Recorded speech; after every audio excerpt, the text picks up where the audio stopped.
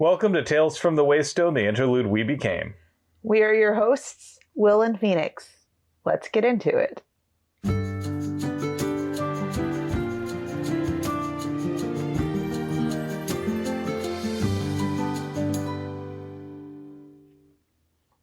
Welcome to Tales from the Waystone, the Interlude We Became, Episode 6, Let's Show This Bench How We Do Things Downtown.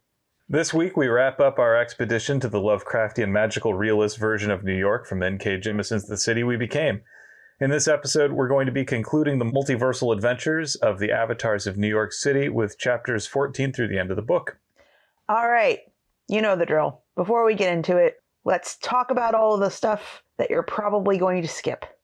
So let's get the content warning out of the way. While this book is a lot of fun, it features frank discussions of race, gender, and sexuality in contemporary America from the perspective of marginalized communities. It is important stuff, and it is worth learning about. It also uses this is not my line, this is your line. It also uses what famed Premier League broadcaster Arlo White would refer to as fruity language. If you can handle that, we hope you'll give it a listen. You wrote that specifically because it was your thing. How rough. Anyway. As always, we assume that you have either read the associated passage or at least don't mind lots of spoilers. This is the end of the book. If you don't want to know what happens, why are you listening to this? So, spoilers. Duh.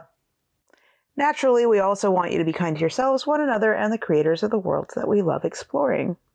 Finally, we are in no way affiliated with N.K. Jemisin or her publisher, Orbit Books. With all that bookkeeping out of the way, let's dive in.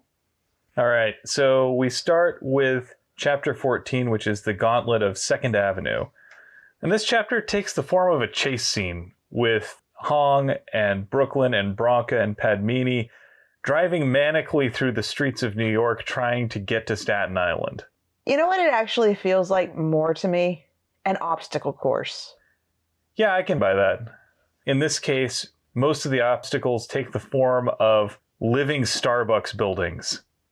Right, because while Starbucks has been in New York for roughly ever, it is also an international presence.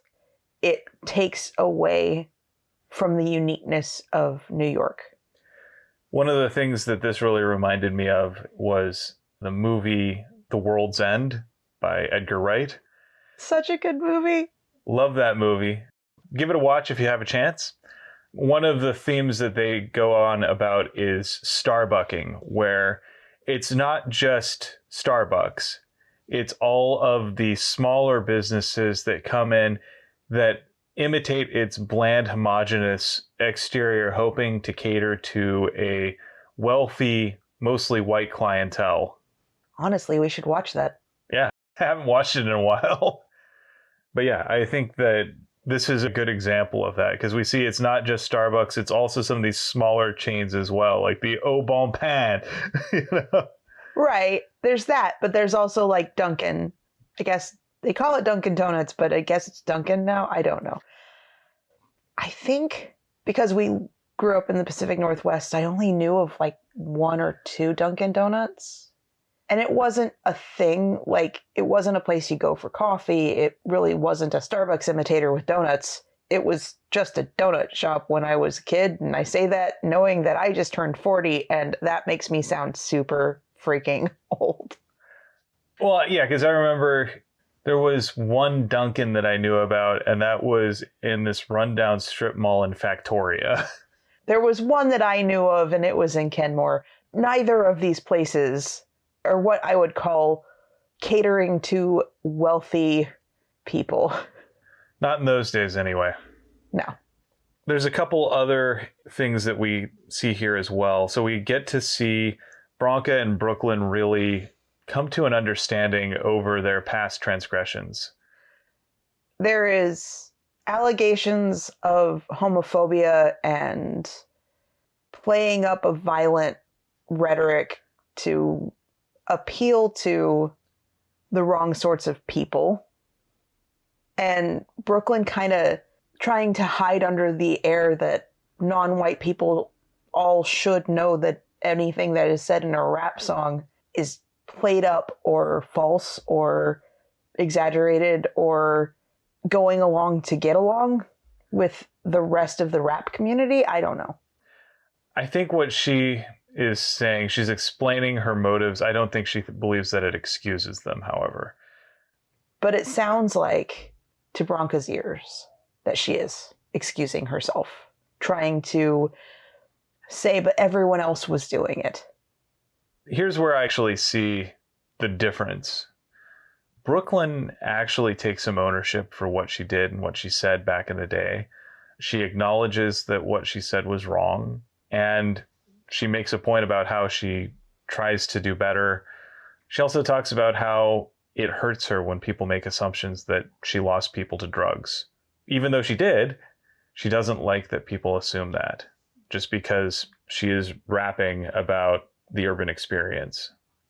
I think what hurts worse is that this judgmental BS is coming from Bronca, who herself is not white, who herself had to deal with her community members struggling with drug addiction. And Brooklyn feels like Bronca should have more empathy towards her. And so that defensive nature comes back roaring, especially because she felt like they were, in theory, supposed to be allies, and she's feeling attacked. Solidarity is important, but it's not easy, is what I read out of this. It requires people to be vulnerable and to admit mistakes.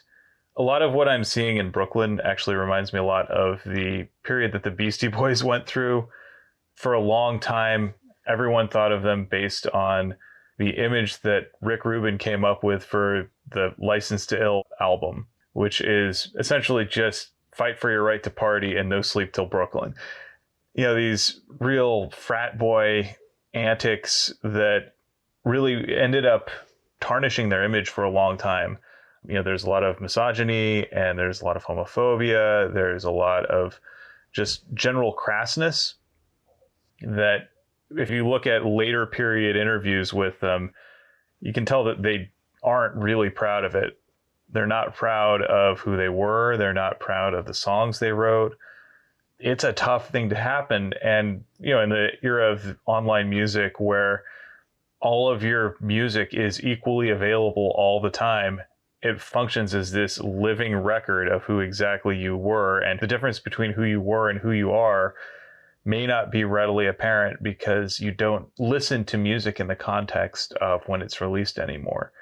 It's all just happening right now. So if you hear Ad Rock say something mean and something crass in License to Ill, it's as if he said it yesterday, if you're just listening to it on Spotify or whatever. I would say that the same thing is true about nearly any public figure. I think back catalogs of music is an easier thing to revisit. However, you can find things that our current president said in 1970, whatever the heck, and assume that he has had absolutely no growth in the 40 plus years since he said that. I agree. I think really what makes Brooklyn's case here work is she drops the politician element and she just responds with her own genuine sorrow and remorse. And I think that's what puts Bronca at ease and helps them to mend their fences a bit, because they are actually really strong allies for one another. And they're two of my favorite characters in this book. Do you have an absolute favorite character? Well, I mean, there's Vinitsa, but I really love her too. I love most of our protagonists. I find them all to be likable in ways that are not always perfect. But I think my favorite of them is New York. He's awesome. Like, we don't get a lot of New York, like the avatar of New York. Hell, we don't even actually know his name. But he's hilarious. Yeah, he's always got the right comeback at the right time. He's a lot of fun. So the other thing that we see here is the way that astroturfed white grievance politics plays a role. not in trying to advance an agenda, but just trying to stop progress. Like in this case, we have this great big white supremacist march that is a whole bunch of MRA types talking about it's not wrong to be a white man. Oh dear. Out at midnight on the FDR just to gum up traffic to prevent the avatars from getting through to Staten Island. I've driven through major metropolitan cities at midnight or later, and honestly, like, I get that New York is more densely packed, but it's probably not stop traffic at all costs densely packed at midnight. Like, town cars and taxis exist, but like, my experience of going through Portland at midnight or going through Seattle, by that point, traffic moves where, a couple hours earlier, it was probably gridlocked. Yeah, it's definitely something that takes some doing, and it only happens if you're able to cut off a bridge just by causing an obstruction. It kind of reminds me a little bit, not in the malevolent way, but during Seafair, they shut down the 520 bridge, which connects the Redmond and Bellevue area, which is kind of where Microsoft is, if anyone outside of the Pacific Northwest wants to know, to Seattle proper. And I've walked on to this 5-lane bridge highway, 4-lane, 5-lane. It's 5. I think it's 6. Might be 6. This rather large highway. Actually, I think it's 8 after the expansion. Fair enough. I don't remember at the time. With my coworkers, we just walked out there and watched as the Blue Angels went by. And I know why they shut down the bridge. It's because there is a slight danger that something bad will happen with the aerial show above. But I think there might be even more people on the damn bridge at that point. But like, there is something that feels very weird about walking in a place that usually only cars are. Yeah, it's not a pedestrian area, and you only go on there on foot if you're either A, the whole thing's closed down, or B, you want it to be closed down. Again, all of this is just building off of this manufactured grievance politics. I'm going to say this right now. There's absolutely nothing wrong with being white or male or cis or straight. But y'all are the majority. Yeah. I'm looking at one. Yeah, I have no shame about the genetics I was born with. I didn't choose any of that. However, I also know that a lot of people who look like me and who are otherwise genetically similar to me have made the world a much worse place. Also, who are relatively privileged like you. Yep. And I know that I wield a lot of privilege, a disproportionate amount that I did nothing to earn. I don't have any inherent goodness that makes me worthy of this. So what I've got, I should be making sure that I'm using it wisely and kindly to help those in need.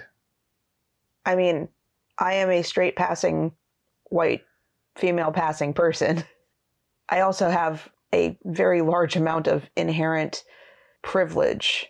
It really comes down to how you use it and whether or not you can recognize that it exists. And I think, if I'm going to look at it honestly, most people who rail the loudest about how they're being targeted by things like reverse racism or reverse sexism, there is no such thing as either of those. They understand why there is no such thing as straight pride. They understand why you can't claim whiteness as a culture. They really do get it. I get it. You get it. Yep. They're not that stupid. They're just that benchy. So another thing that we see here is that anytime the avatars do something that is particularly New York-y, that's how they're able to activate their avatar powers. they create these constructs kind of like Green Lantern would do. In this case, when Bronca decides to drive like a New Yorker, this becomes this expression of local pride and power. So by that, what I mean is someone who treats things like speed limits and traffic safety laws more as suggestions that can be ignored and thrown out the window at convenience. And also uses fruity language to describe their fellow motorists. We even see Hong Kong get in on the act. He seems to be enjoying it.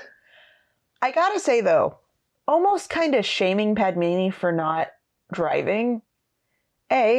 Correct me if I'm wrong, she came from over in India. She's not native born to the United States. Correct. She moved to the United States. If you are familiar with traffic in India and driving in India, it is very different from how it works over here. The business of learning to drive in the United States requires unlearning all of these terrible habits that they developed as survival mechanisms just to drive. There is no such thing as right of way. It is just whoever gets there first, whoever is assertive enough, and then that's it. There are constant massive traffic jams. Like my buddies in Hyderabad would routinely have to deal with late night. Like traffic was bad at all hours of the night. Like there was no off hours time where traffic was good. I assume that some of that has to do with India being a popular destination for round-the-clock call centers and round-the-clock working. Yeah, it is very popular as an after-hour support destination. There are a lot of people who do work the night shift. And a large part of that is also because it is so intensely hot during the day that being out and about late at night is one of the few times where it can be bearable. There is a lot there. So that Padmini doesn't drive is not necessarily an indictment of her. No, and I sympathize with her not wanting to have to unlearn and relearn that while she is also going to school. And when in New York, you don't have to drive. Yeah, New York is a city that is built around public transit between buses and subways and taxis. It's one of the few in the United States where it is not only viable but expected that you would take public transit. And it is something that people of all socioeconomic strata do. We also get a little bit of, even as Bronca doesn't particularly like Padmini, I think she thinks Padmini is a little naive. There's also sort of a little sister element here where, like, I can make fun of her, I can pick on her, but nobody else can. Right. I feel like there's almost a parental aspect, but I think that you're more correct with the older sister aspect, because she seems to feel protective of all of the boroughs in a way that is not quite motherly because it's not that dynamic, but in that y'all are full of Sure. but I love you anyway. Exactly. And it's her place to be able to call them out as the eldest, but at the same time, she also knows that if anybody comes after any of them, she'll take a bullet for them and probably put somebody else in the ground. So when they finally arrive at their destination on Staten Island, who should they finally meet but the woman in white, who turns out to be an avatar herself. Of a city that should strike fear into the heart of anyone that hears the name. Rilya. I love the description of, this is the city that never sleeps facing off against the city where nightmares dare not tread. I love it. I think that's a great little evocative line there. And it really also just spells out how epic all of this is. Like, it really does take some of that evocative language that Lovecraft used that makes for great horror fiction, and then uses it in service of a far more progressive story than Lovecraft could ever dream of. So, as someone, admittedly, who hasn't read much Lovecraft. Can you do a little more description than what would be in the public zeitgeist, just so that anyone that is following along with this and doesn't know might get a little more context? So Lovecraft oftentimes spent a lot of time trying to describe the undescribable. So he would use things like disturbingly non-Euclidean geometry, which is something we'll see referenced here with the angles that don't work right. I mean, it's kind of hilarious if you know anything about math, since we've been using non-Euclidean geometry for a long time. But it sounds cool and scientific. It does. He also uses words like squamish and gibbering to describe these otherworldly horrors and these beings whose motives are fundamentally unknowable. Those words sound like they belong in Alice in Wonderland or Alice Through the Looking Glass and the Jabberwocky. They kind of are. They're the flip side of that absurdism. As far as Lovecraft is concerned, all of these beings inhabit a world so far beyond our understanding that the mere glimpsing of them is enough to drive someone mad. So a creature like Cthulhu, who is probably his most famous creation, is absolutely hostile to humanity. But we don't really have a sense for what Cthulhu's goals are, because Cthulhu is almost a force of nature. These elder gods have their motives that have nothing to do with humanity, and they give humanity about as much consideration as we might give to a colony of ants. They'll squash us without a second thought, they'll devour us, and they don't put any more thought into it than we might, just making dinner. They don't even think about it at all. They don't care, fundamentally.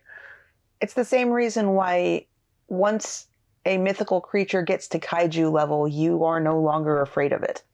Yeah, it'll kill me or not, but it's not going to try to kill me. It's not going to go out of its way to. Because it doesn't care. Yeah. I have a rule for those who are uninitiated. When it comes to horror movies and monster movies, there is a certain size at which a monster ceases to be frightening to me. And that size is typically about the size of a medium-sized building. Like a house. Like a house, yeah. Once you have a monster that's reached house size, it has little motive to go trying to eat me, because I'm not going to provide a whole lot of caloric energy. And at that point, it is more likely to kill me by accident than on purpose. And so really all I can do is stay out of the way. And if I do, it'll be fine. It's not going to go looking for me. Whereas anything smaller, it will hunt me with intent. And that's far more terrifying to me. It's why the T-Rex is not as scary to me as the velociraptors in Jurassic Park. Except the T-Rex in the movies seems to still be intent on hurting humans. Usually it's only after it's been provoked, though. I would say, for me, the inevitable I'm just going to get squished if I'm in the wrong spot level is like Pacific Rim.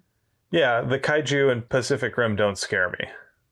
The idea that a kaiju would step on me so fast that I couldn't get out of the way is really the only thing that's really frightening. You're more likely to die of shrapnel injuries than you are of anything that the kaiju is doing to you directly. Pretty much. It's scary, but it isn't the sort of thing that just makes me go, oh, this is terrifying to me. But that's just me. I'm weird that way.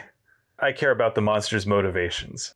I think, first of all, you're dead either way, but secondly, one of them feels inevitable and one of them feels malevolent. Yeah. We have strayed off topic. We really have. One of the other things that I note here is that Rilya uses Gandalf's "you shall not pass" line. Yes. And then goes and says, I've always wanted to say that. Which I think is a reference to the way that when you see a technology company named after something from Lord of the Rings, you know they're almost always some sort of white supremacist alt-right bullshit. Do you? Always. I can name several that are bad news. But I think that some of them just start out as being nerds, and I don't think that Stephen Colbert is an awful, awful person. He loves Lord of the Rings. Yeah, he also didn't name his production company after something from Lord of the Rings. But there is something about the way a lot of right-wing and white supremacist organizations have co-opted bits from Lord of the Rings to suit their worldviews, particularly as they refer to this sort of clash between the pure and virtuous and white West and this sinister East. That just feels so ooky. Stop taking things that I love and making them into something heinous, you stupid, stupid, stupid. Yeah, there's some real jerks out there. Anyway, let's move on to chapter 15. And lo, the beast looked upon the face of beauty. So this is one of our first chapters that actually has multiple settings at the same time. So first off, we have Manny and Madison and Sao Paulo searching for the primary avatar in the abandoned subway station. And so here we get a little bit about how those that would actually protect the city see what they need to see. So the people who are attuned to the city and its well-being give Manny and his allies a pass on whatever he needs them to. It's also part of Manny's power. Absolutely. A couple other things here that I noticed when Sao Paulo gives Manny the warning about the threat that's coming their way.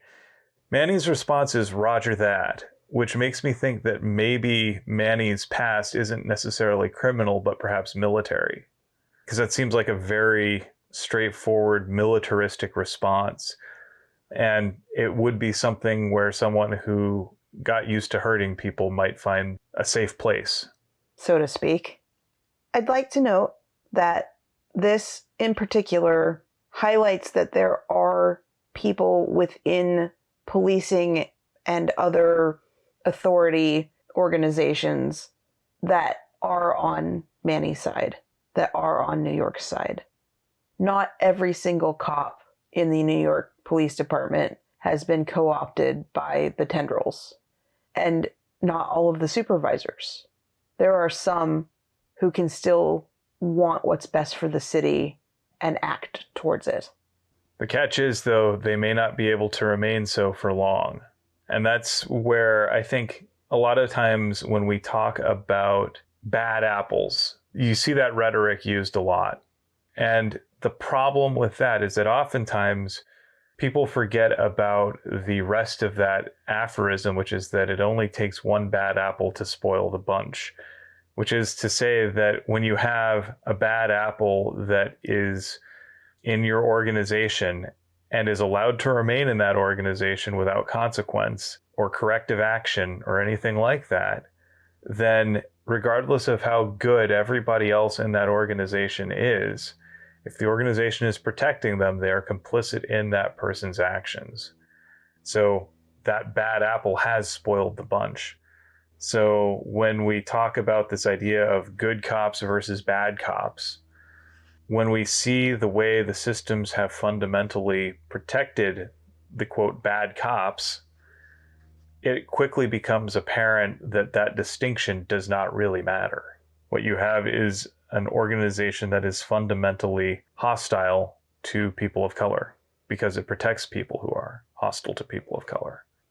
I know that a lot of hateful organizations will co-opt this idea of, but you have to be tolerant of everyone, and that includes me, even as I am intolerant of all y'all. The only way to have a welcoming safe space is to not tolerate the intolerable, the intolerant. Do not make a welcoming safe space for everyone. Make a welcoming safe space for those that would also engender a welcoming safe space. In short, you don't need to tolerate people who will not engage in good faith in the social contract. So we also get a little bit of backstory on both Hong Kong and Sao Paulo here. And what we see is that they're both cities that bear the scars of imperialism. Hong Kong was a survivor of the Opium Wars. Which, for those who don't know, was how many years ago? About 200 years ago. Essentially what happened was the British decided that it was in their interest to turn China into an opium production mecca. They wanted to be able to use it for anesthetic for their war machine. And at the same time, they worked to make sure that the local populace was as addicted as possible so that they could be easily controlled. And when you had the Boxer rebellions, the Boxer armies were basically peasants who took up arms against the British and the opium lords, specifically to cast out foreigners from China to take back the control of their industries. And there's a reason why there's a great deal of suspicion towards people of European descent in China, because they have borne heavy scars culturally and politically over the generations as a result of that. And so there is an isolationist streak as a result. We also learned that Sao Paulo is also a survivor of class warfare, because the US-backed military dictatorship decided that the solution to crime and poverty in the favelas of Brazilian cities was simply to bulldoze them. This is something that we oftentimes see in a lot of Brazilian politics when you look at major events that come through, whether it's the Olympics or the World Cup, all of these grand world events. The Brazilian government has historically been very ashamed of the living conditions that the vast majority of its population lives in. And so their solution has historically been just to try and bulldoze those shanty towns as best they can. And we find here that Sao Paulo, as the avatar of his city, objected to all of this and took up arms against the oppressors, and then did battle with rocket launchers against the forces of Rilha. So I thought that was pretty cool there. This mild-mannered, soft-spoken person that just turns out to be a massive badass. Yeah. He's sort of that sleeping dragon in many ways. He has the capability to kick ass if he needs to, but he doesn't define himself by it. So let's talk a little bit about some of the constructs of the avatars that they use here. Because we have this fight that goes down between Hong Kong and Brooklyn and Branca and Padmini, and then Rilha and Island. And we also see Manny's construct. So first of all, we get Hong Kong using the red envelopes, which are a reference to Lunar New Year gifts. I've gotten a couple of them from friends of mine, and it always makes me feel very, very special. And so here we see Hong Kong is wielding it as a defense against the invader. We've also got Brooklyn taking her earrings off. Okay, as someone who has multiple ear piercings, getting an earring caught or getting it ripped out, not that it was ever me, but one of my roommates back when I lived in Medford had to get his ear reconstructed because he gauged it too fast. Okay, let's not talk about this anymore because that hurts. Right. So therefore, anything that could get caught and could rip out. I've had one of my earrings caught by a comb by someone who was cutting my hair, and it just popped out the piece that holds it shut, which was in itself a pain in the butt to find and put back in. But the idea that someone could use that to harm me on purpose, But she also takes off her sensible heels, because who in the heck wants to fight in heels? Seriously, watch Jill Barrett on YouTube, because combat wedges are just not a thing. Yes. We see Branca's emblem is her steel-toed construction boots, and Padmini is doing math equations.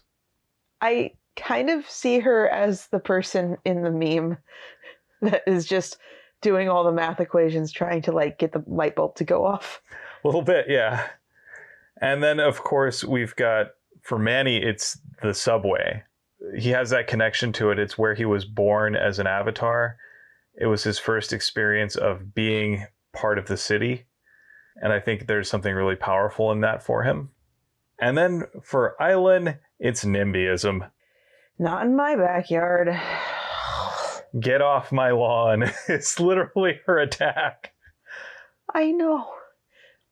Like, it's hilarious. I find it very funny. But I also find it so depressing. Yeah. I am glad, though, that we don't have an instance of the good one in terms of, like, the good white person being kind of thrown into the mix. Yeah, we've got Madison, but Madison's a very bit character, and it almost feels like she and the taxi are a character together, a la the taxi in Who Framed Roger Rabbit. A little bit. She has a cameo and not much more. Yeah.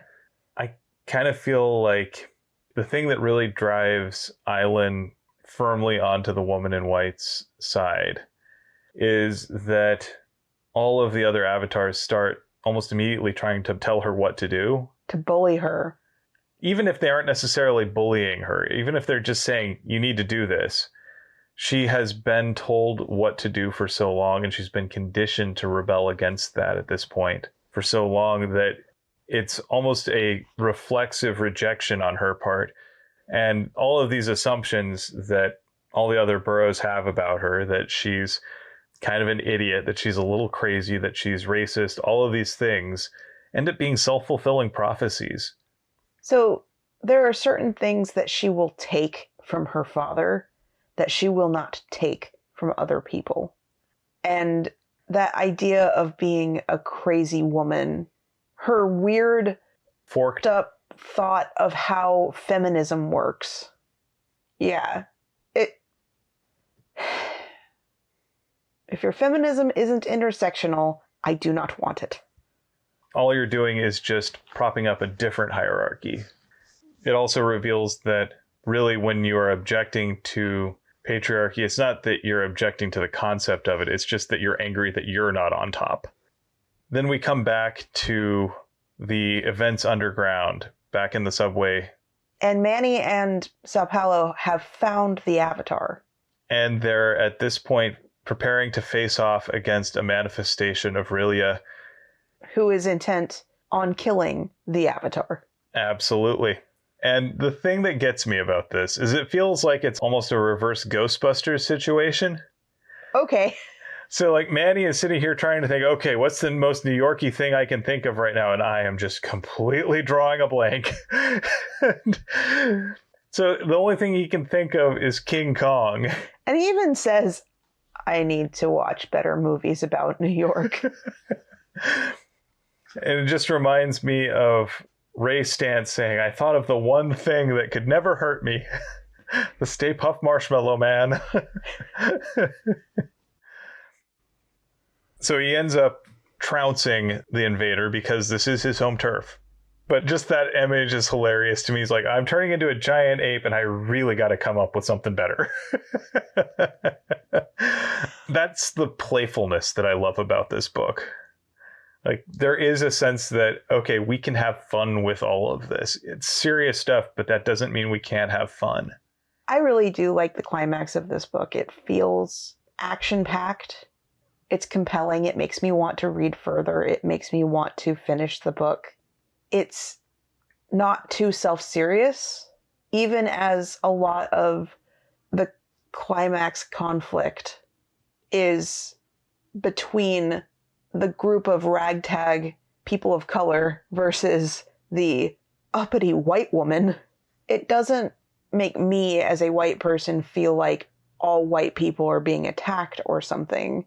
It makes me recognize how toxic that environment that she grew up in is, and the fact that she hasn't left it to find more information that could help shape her worldview into something much, much, much more rounded and encompassing and accepting. Yeah, we know that Island is a tragic figure. She's not just a simple antagonist. There is an element of pathos to who she is, and there are reasons why she does what she does. They're not always good reasons, but she is someone that we can recognize, and sometimes we pity her. Like when she realizes that Venitza is lying in not a cavern, but in a mouth. Yeah. And she gets just disgusted. And it kind of breaks her brain a bit. Like, I think the others are much more able to wrap their head around what they're seeing. And Island is so wrapped in her what the world ought to be that when she is confronted with something that isn't in that very narrow cone of ought to be, she can't handle it. I think that her response there, because she does effectively rescue Venitza from the mouth, there is a sense there that there is something that is redeemable to Island. Right. She's not intending to cause harm, but because of her nature as someone who has lived with abuse for 30 years, seen it, had it perpetrated against her, and been told and conditioned to believe that that's just the way that things are. Sometimes people have to hurt you. Sometimes you have to hurt people. Sometimes that's just how things have to happen. And this acceptance of that rather heinous behavior from others, it just hammers home how much she is a tragic figure. But I don't think she herself wants to harm people. She just doesn't see a way where everyone can get out of a situation without being harmed. Yeah, I think for her, she believes that her best chance of being safe and happy and healthy is to be alone. And this is why her final wish is to just expel everyone who isn't the woman in white and her from the borough. So that means she sends Hong Kong back to China. Magic xenophobia is how it's described. Yeah. And she sends the rest of the boroughs back to the financial district. Yay for calling out a landmark that so many tourists have experienced in New York. The Bull. That brings us to chapter 16. New York is who? And this is where all of the remaining avatars finally make their way down to where Manny is. They find Manny is naked, having turned into a giant gorilla. Basically, he turned into the Hulk and then had to have some sort of decency shield in the form of Sao Paulo's jacket covering his lap. A strategically placed article of clothing. Yeah. So at this point, all the avatars know that they all need to touch the primary, New York. But every time they try, they just hit an invisible wall. There's just not any way that they can push through it.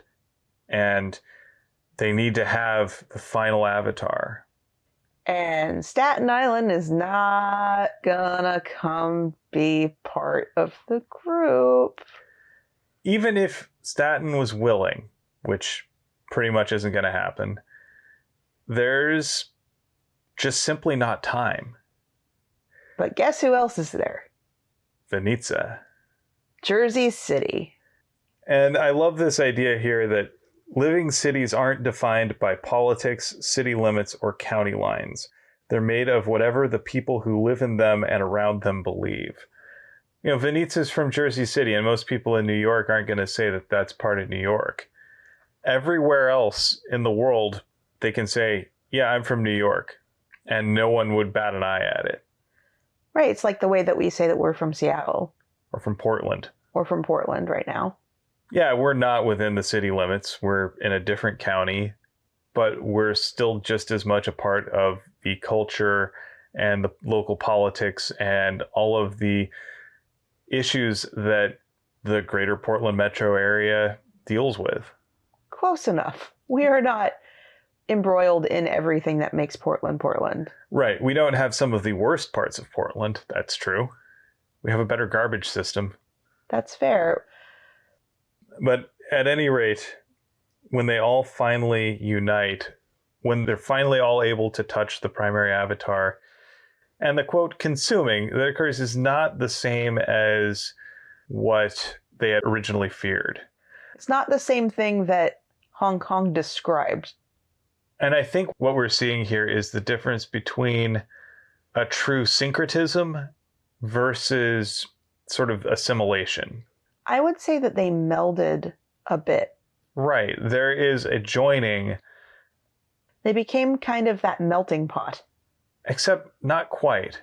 Because I'd actually like to get into that. So the melting pot is actually kind of a problematic metaphor.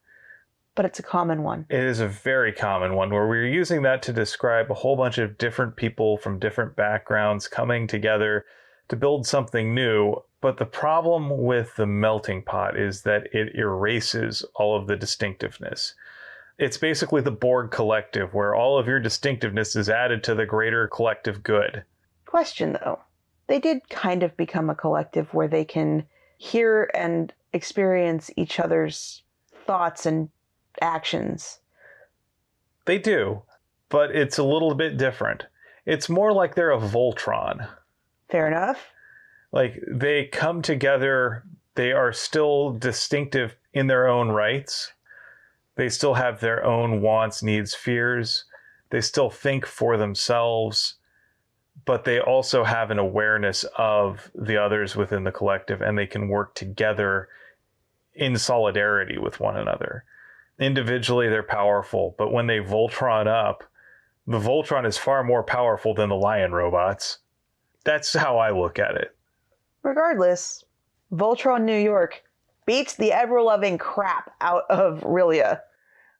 I love how they take these sort of scary New York stereotypes and use them as ways to hunt down the agents of Rilia. So we've got packs of many-limbed, faceless stockbrokers, which I think is probably from Manny. It also kind of, spoilers for the game Inside, but it reminds me of the conglomerate thing from the end of Inside.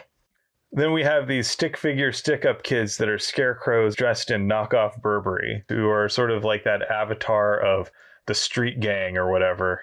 That stereotype of the New York hooligan. And I think that probably comes from Bronca.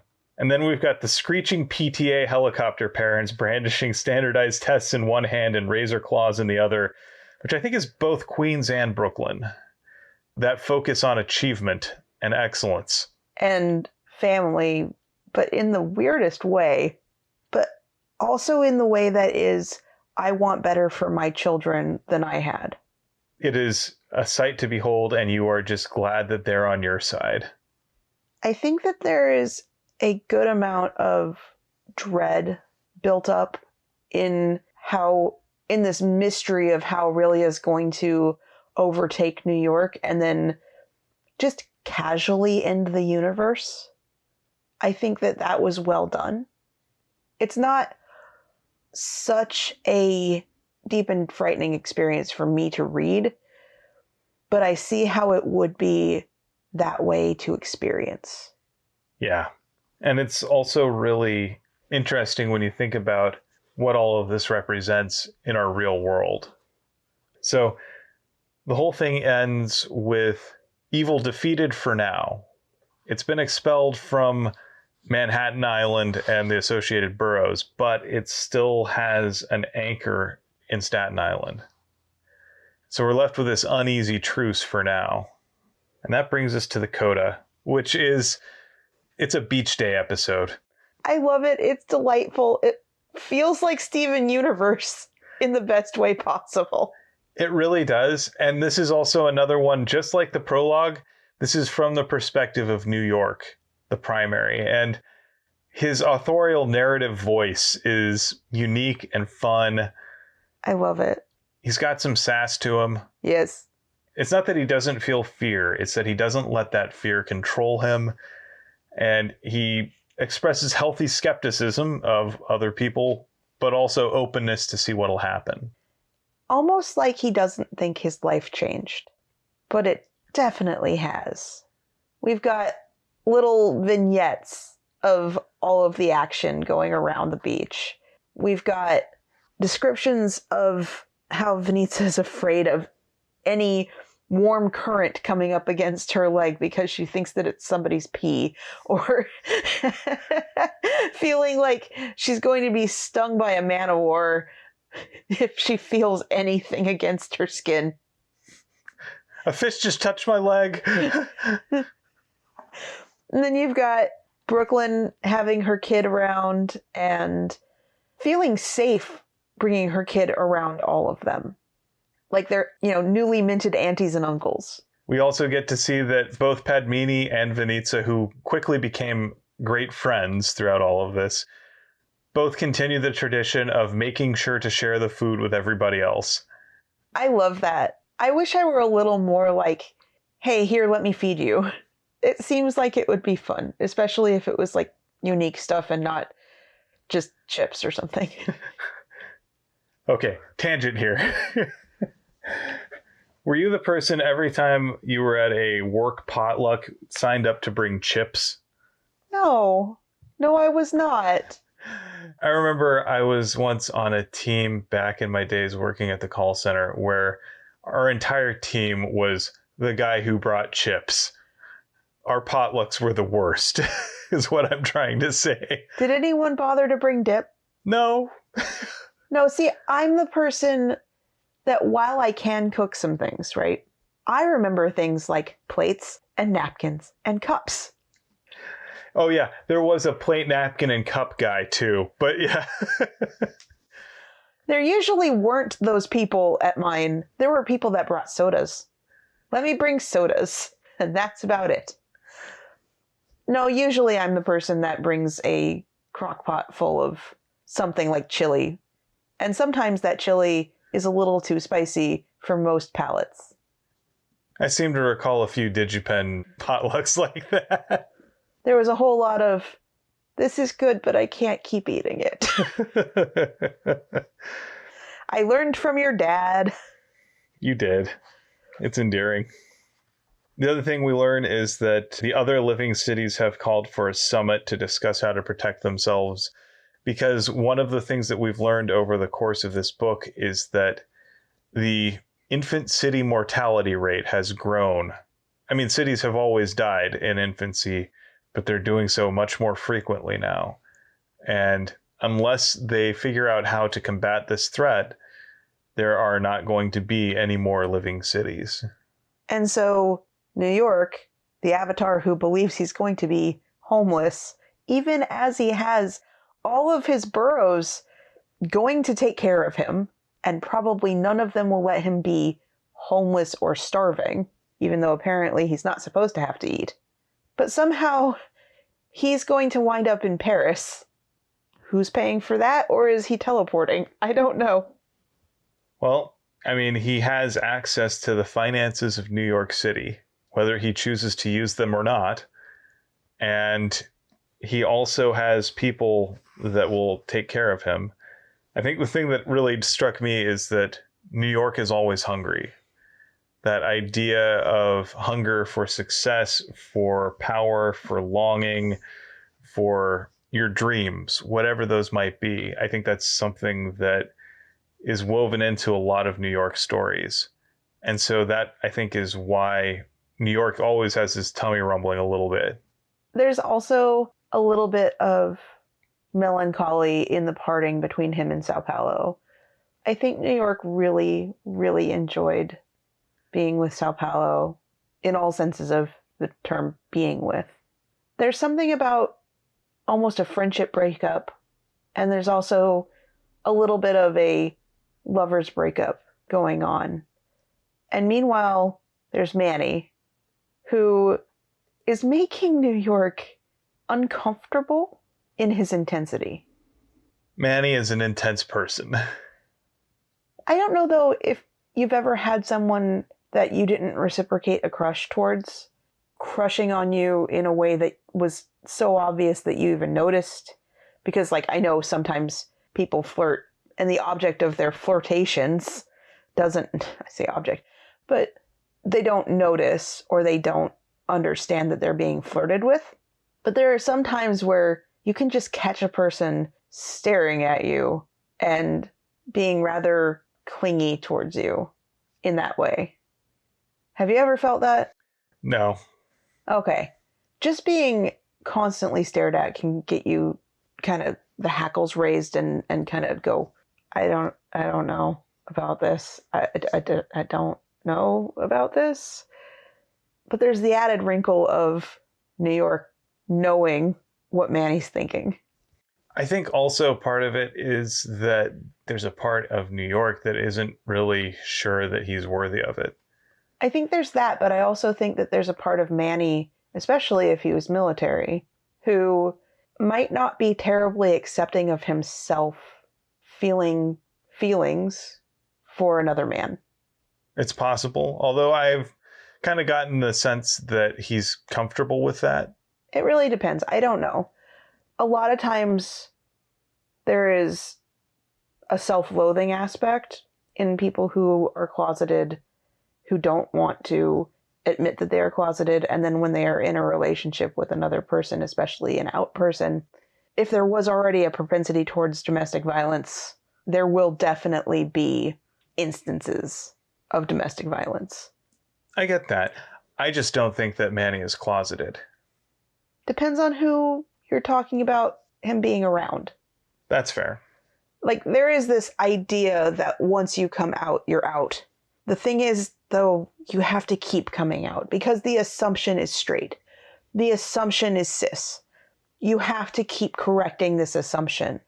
And it can get tiresome and hard to compel yourself to do. And you can get resentful of the people that you have to keep coming out to.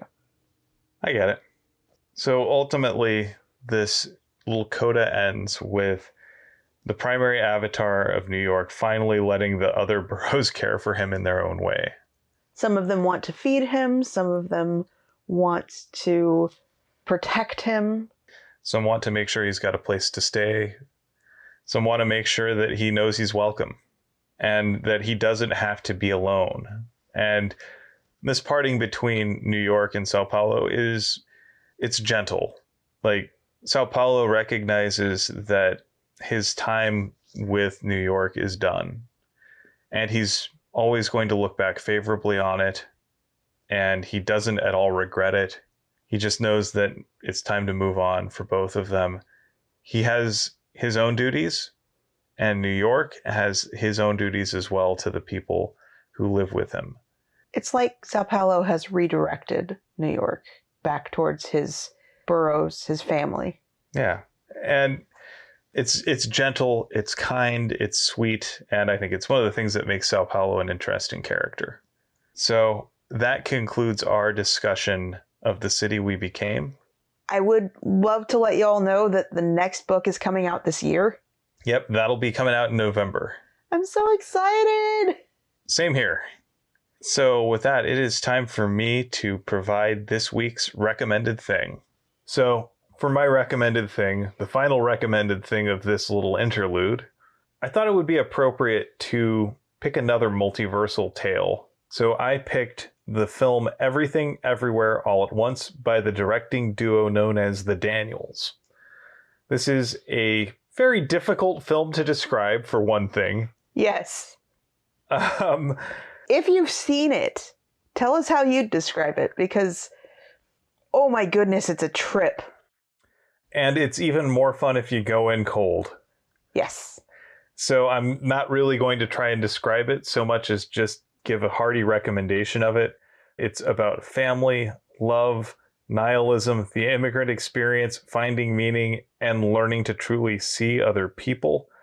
Just whatever you do, whatever you think it is, just understand that it's so much more, because it's everything and it's everywhere and it's all at once. This is the kind of film that I don't think we could watch with your mom. Probably not.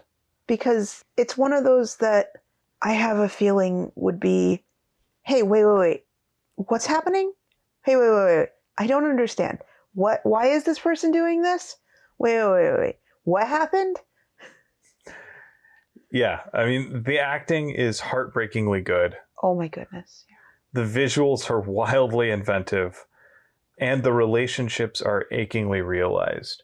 For all of its bizarro elements, at its heart, it's about people and their connections and the way that we can take care of one another and see one another as complex beings. So, like, if you've ever daydreamed about what your life might have been like had you made different choices or thought about the myriad futures ahead of you, this is a film that's going to scratch that itch. I really won't say more because you all deserve to experience the full gamut of surprise in this film. It's bonkers, it's madcap, and it's beautiful. So yeah, go see Everything Everywhere All at Once. It's available on streaming as a rental, so pick it up. You can also rent it on Blu-ray, and I think it might be in a few smaller theaters as well. But yeah, it's great. I know, I kind of want to watch it with other people now. It's a film that invites multiple rewatches. It really does. Again, it's a visual treat, it's an emotional treat, and it's just fun. I think that is a wonderful choice. Thank you. So with that, it's your turn for the quote of the week. All right. Like I said before, New York, the Avatar of New York, is really one of my favorite characters in this whole thing. And so my quote is partially from him. It could be worse. Yeah, we could all be getting gnawed to pieces by non-Euclidean dingoes.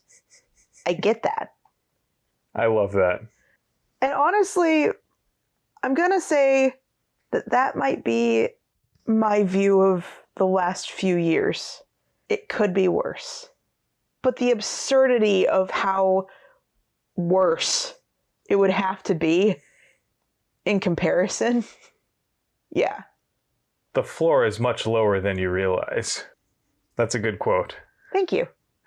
And with that, I'd like to thank you for potting with me. Thank you for potting with me. And thank you for listening to Tales from the Waystone. Join us next time on Tales from the Waystone when we return to the Wise Man's Fear. I have no idea where we are in that book. We're at chapter 67 through whatever. We need to... Okay.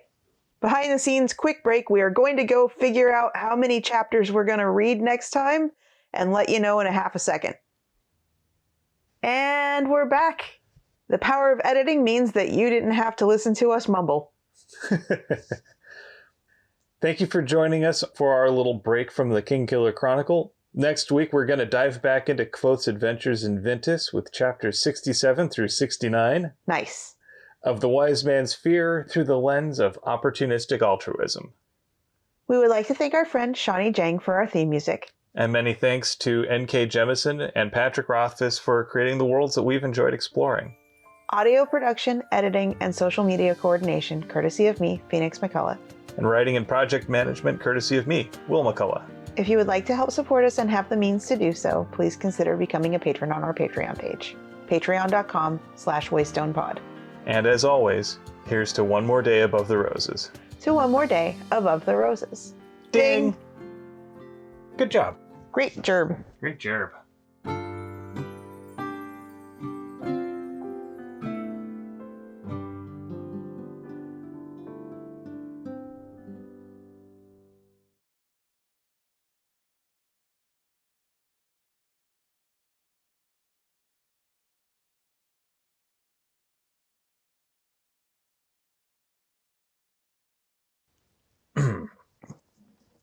Let me just Try to remove the froggy from your throat? wet my whistle. That sounds dirty. No, it isn't. What's dirty about a whistle? Sometimes it needs wetting. That sounds dirtier. Look, that's more about your mind than mine. Look. Look. Look.